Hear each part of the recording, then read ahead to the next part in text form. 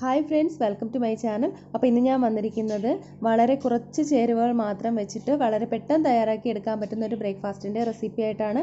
Breakfast ആയിട്ട് മാത്രമല്ല, നമുക്കിത് സ്നാക്സ് ആയിട്ടോ ഡിന്നറായിട്ടോ ഒക്കെ കഴിക്കാവുന്നതാണ്. ഗോതമ്പ് പൊടിയും ഉള്ളിയൊക്കെ ഉണ്ടെന്നുണ്ടെങ്കിൽ വളരെ പെട്ടെന്ന് തന്നെ നമുക്കിത് തയ്യാറാക്കി എടുക്കാം. അധികം ചേരുവകളൊന്നും തന്നെ വേണ്ടി വരത്തില്ല. അപ്പോൾ ഇതിങ്ങനെയാണ് തയ്യാറാക്കുന്നതെന്ന് നോക്കാം. അതിനായിട്ട് ഞാനിവിടെ ഒരു ബൗളിലേക്ക് ഗോതമ്പ് പൊടി ചേർത്ത് കൊടുക്കുന്നുണ്ട്. നിങ്ങൾക്ക് ആവശ്യാനുസരണം എടുക്കാവുന്നതാണ് കേട്ടോ. ഞാനിവിടെ 2 കപ്പ് അളവിൽ ഗോതമ്പ് പൊടി എടുക്കുന്നുണ്ട്. അതുപോലെ നിങ്ങൾക്ക് ഗോതമ്പ് പൊടിക്ക് പകരം മൈദയും യൂസ് ചെയ്യാവുന്നതാണ്. പക്ഷേ ഹെൽത്തി ആയിട്ടുള്ളത് ഗോതമ്പ് പൊടി തന്നെയാണ്. മാത്രമല്ല കുറച്ച് നല്ല ടേസ്റ്റും കൂടിയാണ് കേട്ടോ ഈ ഒരു പലഹാരം. അപ്പോൾ ഞാൻ ഗോതമ്പ് പൊടി ഈ ഒരു പാത്രത്തിലേക്ക് ചേർത്ത് കൊടുത്തിട്ടുണ്ട്. ഇനി ഇതിലേക്ക് ഒരു 1/4 ടീസ്പൂൺ അളവിൽ മഞ്ഞൾപ്പൊടി ചേർത്ത് കൊടുക്കാം. അതുപോലെ തന്നെ ഒരു 1/2 ടീസ്പൂൺ അളവിൽ മുളക് പൊടി ചേർക്കുന്നുണ്ട്. ഇത് കാശ്മീരി ചില്ലി പൗഡറാണ് കേട്ടോ. അപ്പോൾ എരിവുള്ള മുളക് പൊടിയാണെങ്കിൽ ഒരു 1/4 ടീസ്പൂൺ ചേർത്ത് കൊടുത്താൽ മതി. ഇതിലേക്ക് ആവശ്യത്തിന് ഉപ്പ് കൂടി ചേർത്ത് നന്നായിട്ട് ഒന്ന് മിക്സ് ചെയ്തെടുക്കാം. മിക്സ് ചെയ്തെടുത്തതിന് ശേഷം മാത്രം വെള്ളം ഒഴിച്ചതൊന്ന് കുഴച്ചെടുക്കാം കേട്ടോ. എങ്കിൽ മാത്രമേ ആ മുളക് പൊടിയും മഞ്ഞൾപ്പൊടിയൊക്കെ മാവിൽ എല്ലായിടത്തും നന്നായിട്ട് അത് കിട്ടത്തുള്ളൂ. ഞാനിവിടെ നന്നായിട്ട് തന്നെ ഒന്ന് കുഴച്ചെടുത്ത് വെച്ചിട്ടുണ്ട്. ഇതൊന്ന് റെസ്റ്റ് ചെയ്യാനായിട്ട് നമുക്കൊന്ന് മാറ്റി വയ്ക്കാം. ആ ഒരു ടൈമിൽ നമുക്ക് ഇതിന് വേണ്ടിയിട്ടുള്ള ഫില്ലിംഗ് തയ്യാറാക്കി എടുക്കാം. അതിനായിട്ട് ഞാനിവിടെ ഒരു പാൻ വെച്ചിട്ടുണ്ട്. അതിലേക്ക് ഓയിലൊന്ന് ഒഴിച്ചു കൊടുക്കാം. ഇത് സൺഫ്ലവർ ഓയിലാണ് ചേർത്ത് കൊടുത്തിട്ടുള്ളത്. ഓയിലൊന്ന് നന്നായിട്ടൊന്ന് ചൂടായി വരുമ്പോൾ അതിലേക്ക് ചേർത്ത് കൊടുക്കുന്നത് ജീരകമാണ്. ഇത് ചെറിയ ജീരകമാണ് കേട്ടോ. ഉറപ്പായിട്ടും ചേർത്ത് കൊടുക്കുക. നല്ല ടേസ്റ്റും മണമൊക്കെയാണ്.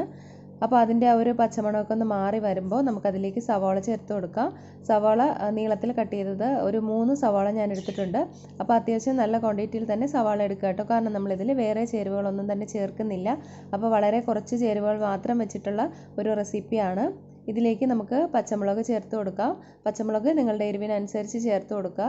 അതുപോലെ തന്നെ ഇതിൻ്റെ കൂടെ തന്നെ ഇഞ്ചി വെളുത്തുള്ളി ചതച്ചതാണ് ഇതിലേക്ക് ചേർത്ത് കൊടുക്കുന്നത്. അപ്പോൾ സവാളയും എല്ലാം കൂടെ ഒരുമിച്ച് തന്നെയാണ് ചേർത്ത് കൊടുക്കുന്നത് കേട്ടോ. അത് ടൈമൊന്നും എടുത്ത് ഇത് വഴറ്റേണ്ട ആവശ്യമൊന്നുമില്ല. മീഡിയം ഹൈ ഫ്ലെയിമിലൊക്കെ ഇട്ട് ഇടയ്ക്കുന്ന ജസ്റ്റ് ഒന്ന് ഇളക്കി കൊടുക്കുക കേട്ടോ. അല്ലെന്നുണ്ടെങ്കിൽ ചിലപ്പോൾ കരിഞ്ഞ് പോകാനുള്ള ചാൻസ് ഉണ്ട്. അപ്പോൾ ഇനി ഇതിലേക്ക് കറിവേപ്പില ഇതുപോലെ ഒന്ന് മുറിച്ച് ചേർത്ത് കൊടുക്കാം. അപ്പോൾ എല്ലാം കൂടെ നന്നായിട്ടൊന്ന് മിക്സ് ചെയ്തെടുക്കാം. ഇനി ഇതൊന്ന് അടച്ച് വെച്ച് കുറച്ച് നേരം ഒന്ന് ലോ ഫ്ലെയിമിലിട്ട് ഒന്ന് വേവിച്ചെടുക്കാം. പെട്ടെന്ന് തന്നെ അതൊന്ന് വെന്ത് കിട്ടും കേട്ടോ. അപ്പോൾ ഇതിവിടെ നന്നായിട്ട് തന്നെ ഒന്ന് സോഫ്റ്റായിട്ട് വന്നിട്ടുണ്ട്. ഇനി ഇതിലേക്ക് നമുക്ക് കുറച്ച് മഞ്ഞൾപ്പൊടി ചേർത്ത് കൊടുക്കാം. എല്ലാം കൂടി നന്നായിട്ട് ഒന്ന് യോജിപ്പിച്ച് കൊടുക്കാം. കൂടെ തന്നെ മുളക് പൊടി ചേർത്ത് കൊടുക്കാം. ഒരു ടീസ്പൂൺ അളവിൽ മുളക് പൊടി ചേർക്കുന്നുണ്ട്. ഗരം മസാല ചേർത്ത് കൊടുക്കാം. ഒരു 1/2 ടീസ്പൂൺ അളവിൽ ഗരം മസാല കൂടി ചേർത്ത് കൊടുക്കാം. ഇനി നമുക്കിതെല്ലാം കൂടി നന്നായിട്ടൊന്ന് മിക്സ് ചെയ്തെടുക്കാം. അപ്പോൾ ഞാൻ ആദ്യമേ പറഞ്ഞല്ലോ, നമ്മൾ ഒരുപാട് ചേരുവകളൊന്നും ഇതിൽ ചേർക്കുന്നില്ല. കൂടെ ഒരു ടീസ്പൂൺ അളവിൽ ടൊമാറ്റോ സോസ് ചേർത്ത് കൊടുക്കുന്നുണ്ട്. ഇനി ടൊമാറ്റോ സോസ് ഇല്ലെങ്കിൽ മാത്രം തക്കാളി ചേർത്ത് കൊടുക്കുക കേട്ടോ. ഒരു ചെറിയ തക്കാളി ചെറുതായിട്ട് കട്ട് ചെയ്ത് ചേർത്ത് കൊടുക്കുക. ഞാനിവിടെ അതൊന്നും ചേർക്കുന്നില്ല. വളരെ പെട്ടെന്ന് തന്നെ നമുക്കിത് റെഡിയാക്കി എടുക്കാവുന്നതേ ഉള്ളൂ. ഇനി ഇതിലേക്ക് ഒന്നും തന്നെ ചേർക്കേണ്ടതില്ല. നിങ്ങൾക്ക് ഇപ്പോൾ കറിവേപ്പില ചേർക്കണമെന്നുണ്ടെങ്കിൽ ലാസ്റ്റിൽ കുറച്ച് കറിവേപ്പിലയോ മല്ലിയിലയോ കൂടി ചേർക്കാവുന്നതാണ്. ഞാനിവിടെ ആദ്യമേ ചേർത്ത് കൊടുത്തിട്ടുള്ളതുകൊണ്ട് ഇപ്പോൾ ഒന്നും ചേർക്കുന്നില്ല. നമ്മളിതിലേക്ക് ഉപ്പ് ചേർത്ത് കൊടുത്തിട്ടില്ലായിരുന്നു. ഇതിലേക്ക് ആവശ്യത്തിന് ഉപ്പ് കൂടി ചേർത്ത് കൊടുക്കാം. എല്ലാം കൂടി നന്നായിട്ടൊന്ന് യോജിപ്പിച്ചെടുക്കാം. അപ്പോൾ നമ്മുടെ മസാല ഇവിടെ റെഡി ആയിട്ടുണ്ട്. കണ്ടില്ലേ, ഫില്ലിങ് വളരെ സിമ്പിളായിട്ടുള്ള ഒരു ഫില്ലിംഗ് ആണ്. പക്ഷേ നല്ല ടേസ്റ്റാണ്. നിങ്ങൾ ഒരു തവണയെങ്കിലും ഇതൊന്ന് ചെയ്ത് നോക്കുക കേട്ടോ. ഉറപ്പായിട്ട് നിങ്ങൾക്ക് ഇഷ്ടപ്പെടും. ഇനി നമുക്ക് മാവ് എടുക്കാം. മാവ് നന്നായിട്ട് സോഫ്റ്റായിട്ട് കിട്ടിയിട്ടുണ്ട്. അത് ജസ്റ്റ് ഒന്ന് കുഴയ്ക്കാം. കൈ കൊണ്ടൊന്ന് കുഴയ്ക്കാം. ഇനി ഒരുപാട് അങ്ങ് ടൈറ്റായിട്ട് ഇരിക്കുകയാണെന്നുണ്ടെങ്കിൽ അല്പം ഓയിലൊന്ന് ഒഴിച്ചിട്ട് ഒന്ന് മിക്സ് ചെയ്തെടുത്താൽ മതിയാകും കേട്ടോ. അപ്പോൾ നമ്മുടെ മാവ് ഇനി ഇതിൽ നിന്ന് കുറച്ചായിട്ട് ബോൾ ഷേപ്പിലൊന്ന് ഉരുട്ടിയെടുത്ത് മാറ്റാം. അപ്പോൾ നിങ്ങൾ എത്രയാണോ എടുക്കുന്നത് അതനുസരിച്ച് ഉരുളകൾ ഉരുട്ടിയെടുക്കുക കേട്ടോ. ഞാനിവിടെ ഒരു പൂരിക്ക് എടുക്കുന്ന ആ ഒരു വലിപ്പത്തിലാണ് എടുത്തിട്ടുള്ളത്. ഒരുപാട് വലിപ്പത്തിൽ എടുക്കരുത്. ചപ്പാത്തിക്കൊക്കെ എടുക്കുന്ന അത്രയും വലിപ്പത്തിൽ എടുക്കരുത്. ഇതൊന്ന് ചെറുതായിട്ടൊന്ന് പരത്തിയെടുക്കാം. അതുപോലെ തന്നെ ഒരുപാട് വലിപ്പത്തിലും കനത്തിലും ഒന്നും പരത്തരുത് കേട്ടോ. തീരെ നൈസായിട്ട് പരത്തരുത്. ചെറുതായിട്ടൊരു കട്ടിയോടുകൂടി വേണം പരത്തിയെടുക്കാനായിട്ട്. ഇനി ഇതിൻ്റെ സെൻറ്ററിലേക്ക് നമുക്ക് ഈ ഒരു മസാല ഒന്ന് വെച്ച് കൊടുക്കാം. വീഡിയോ നിങ്ങൾ സ്കിപ്പ് ചെയ്യാതെ ഫുള്ളായിട്ടൊന്ന് കാണണം കേട്ടോ. എങ്കിൽ മാത്രമേ എല്ലാ സ്റ്റെപ്പും നമുക്ക് കറക്റ്റായിട്ട് ചെയ്യാൻ പറ്റുള്ളൂ. അപ്പോൾ ഇതിനി നമുക്കിതിൻ്റെ ഇതിൽ വെച്ചൊന്ന് മടക്കിയെടുക്കാം. ഇതുപോലെ ഒന്ന് മടക്കിയെടുക്കാം. അപ്പോൾ ഇതുപോലെ ഒന്ന് മടക്കി എടുത്തിട്ടുണ്ട്. അതിൻ്റെ മുകൾ ഭാഗത്ത് എക്സ്ട്രാ വരുന്ന മാവൊന്ന് കട്ട് ചെയ്ത് മാറ്റാം. ഇനി ഇതൊന്ന് പ്രസ് ചെയ്ത് കൊടുക്കാം. ഒരുപാട് വലിപ്പത്തിലൊന്നും പ്രസ് ചെയ്യേണ്ട ആവശ്യമൊന്നുമില്ല. ചെറുതായിട്ടൊന്ന് പ്രസ് ചെയ്ത് ഇതുപോലെ ഒന്ന് കനം കുറച്ചെടുക്കുക. ഇനി ഞാനിതിവിടെ ഒരു പ്ലേറ്റിലേക്ക് മാറ്റുന്നുണ്ട്. ഇതുപോലെ തന്നെ ബാക്കിയുള്ളതെല്ലാം ചെയ്തെടുക്കാം. ഇനി ഞാനിവിടെ ഒരു ഇഡ്ഡലി തട്ട് എടുത്തിട്ടുണ്ട്. ഇഡ്ഡലി തട്ടിൻ്റെ മുകളിലേക്ക് നമുക്കിത് ഓരോന്നായിട്ട് വെച്ച് കൊടുക്കാം. അപ്പോൾ ഇതൊന്ന് ആവിയിലൊന്ന് വേവിച്ചെടുക്കണം കേട്ടോ. ആവിയിൽ വേവിച്ചെടുത്തിട്ട് നമ്മളിത് റെഡിയാക്കുകയാണെന്നുണ്ടെങ്കിൽ നല്ല ടേസ്റ്റാണ്. അപ്പോൾ ഉറപ്പായിട്ട് നിങ്ങൾ ഈ ഒരു സ്റ്റെപ്പ് ഒഴിവാക്കരുത് കേട്ടോ. അപ്പോൾ ഞാനിവിടെ വെള്ളം വെച്ച് കൊടുത്തിട്ടുണ്ട്. അതിൻ്റെ മുകളിലേക്ക് നമുക്ക് ഇഡ്ഡലി തട്ടൊന്ന് വെച്ച് കൊടുക്കാം.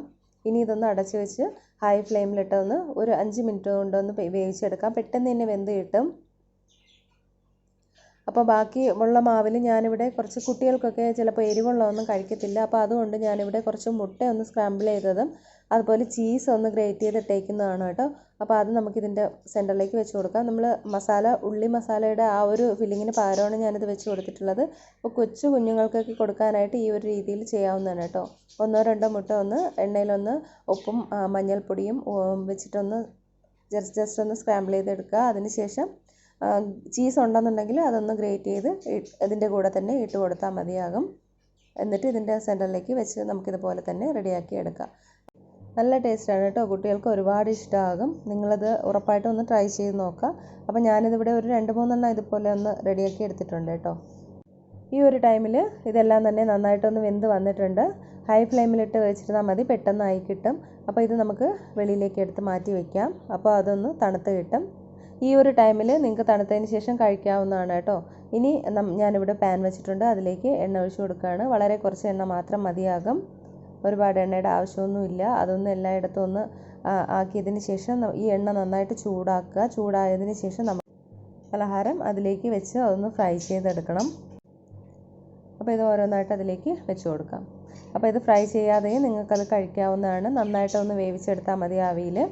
കുട്ടികൾക്ക് കൊടുക്കുമ്പോൾ ഇതുപോലെ ഒന്ന് എണ്ണയിലൊന്ന് ഫ്രൈ ചെയ്തെടുക്കാം. മാത്രമല്ല ഞാനിവിടെ എണ്ണ വളരെ കുറച്ച് മാത്രമേ ഒഴിച്ച് കൊടുത്തിട്ടുള്ളൂ കേട്ടോ. ഒരുപാട് എണ്ണയൊന്നും ഒഴിച്ചിട്ടില്ല. അതുകൊണ്ട് മുതിർന്നവർക്കും ഈ ഒരു രീതിയിൽ കഴിക്കുന്നതുകൊണ്ട് കുഴപ്പമൊന്നുമില്ല. നല്ല ടേസ്റ്റാണ് കേട്ടോ. വളരെ കുറച്ച് ചേരുവകൾ മാത്രം വെച്ചിട്ട് നല്ല സിമ്പിളായിട്ട് നല്ല ടേസ്റ്റി ആയിട്ട് തയ്യാറാക്കി എടുക്കാൻ പറ്റുന്ന ഒരു പലഹാരമാണ്. നിങ്ങൾ ഒരു തവണയെങ്കിലും ഇതൊന്ന് ട്രൈ ചെയ്ത് നോക്കുക. നിങ്ങൾക്ക് ഉറപ്പായിട്ടും ഇഷ്ടമാകും. കുട്ടികൾക്ക് മാത്രമല്ല മുതിർന്നവർക്ക് ഒരുപാട് ഇഷ്ടമാവുന്ന ഒരു പലഹാരമാണ്. അപ്പോൾ ഇത് 2 വശവും തിരിച്ചും മറിച്ചുവിട്ട് നന്നായിട്ട് ഒന്ന് ഫ്രൈ ചെയ്തെടുക്കാം. അപ്പം നമ്മൾ ഡയറക്റ്റ് ഞാനിവിടെ 1-2 റെസിപ്പി ഇട്ടിട്ടുണ്ടായിരുന്നു. ഡയറക്റ്റ് നമ്മൾ വേവിക്കാതെ, അതായത് ആവിയിൽ വേവിക്കാതെ എണ്ണയിൽ ഫ്രൈ ചെയ്തെടുക്കുന്നതിനേക്കാളും കുറച്ചുകൂടി നല്ല ടേസ്റ്റാണ് കേട്ടോ ഇത് ആവിയിൽ വേവിച്ചിട്ട് ഇതുപോലെ ചെയ്യുന്നത്. അപ്പോൾ നിങ്ങൾ ഈ ഒരു രീതിയിലും കൂടി ട്രൈ ചെയ്ത് നോക്കുക കേട്ടോ. ഇനി ബാക്കിയുള്ളതും കൂടി നമുക്കിതുപോലെ തന്നെ ഫ്രൈ ചെയ്തെടുക്കാം. അപ്പോൾ ഞാൻ ചീസും മുട്ടയൊക്കെ വെച്ചിട്ടുള്ളതൊന്നും ആവിയിൽ വേവിച്ചിട്ടില്ല. അത് ഡയറക്റ്റ് ഇതിലേക്ക് ഇട്ട് കൊടുക്കുകയാണ് കേട്ടോ.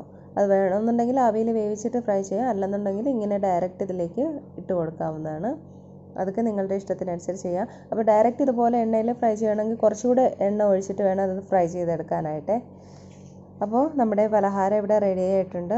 എല്ലാ പേരും ഉറപ്പായിട്ടും ഇതൊന്ന് ട്രൈ ചെയ്ത് നോക്കുക. നല്ല ടേസ്റ്റി ആയിട്ട് ഹെൽത്തി ആയിട്ടുള്ള ഒരു പലഹാരമാണ്.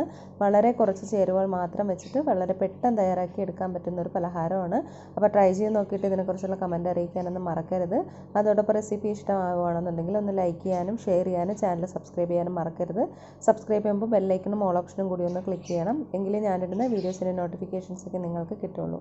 അപ്പോൾ പുതിയ റെസിപ്പി ആയിട്ട് നമുക്ക് വീണ്ടും കാണാം. അതുവരേക്കും എല്ലാവർക്കും ബൈ. Thank you.